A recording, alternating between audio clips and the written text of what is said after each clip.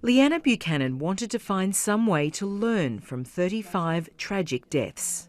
There is no question when I look at these children's lives, the system failed them. We all failed them to some degree. The Commission looked into the lives of the 35 kids who died by suicide within 12 months of contact with child protection in the past 12 years. Between them, the subjects of 229 reports.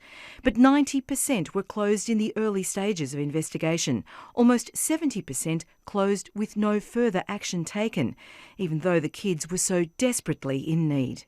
The theme that really struck me is the level of unimaginable harm these children lived with.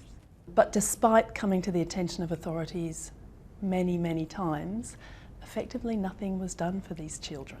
The Commissioner says the problem is the gap between coercive measures and voluntarily attended services. And with that, do you believe there needs to be some element of compelling the adults to take part in these interventions? That may well be part of the answer. There may well be a place not to remove children, but to use the statutory process more to make sure that the families are engaged.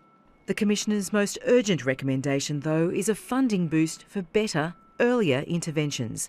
Something Natasha, a family violence survivor, says might have saved her brother. He died by suicide 5 years ago. We really need to fix the consistency of how child protection intervenes in cases.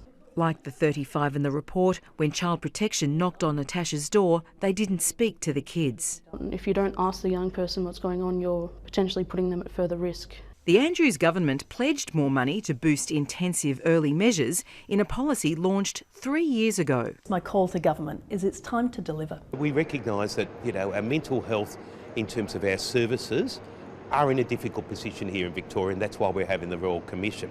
The report is a call for radical reform to help others recover like Natasha. Mary Guerin, ABC News, Melbourne.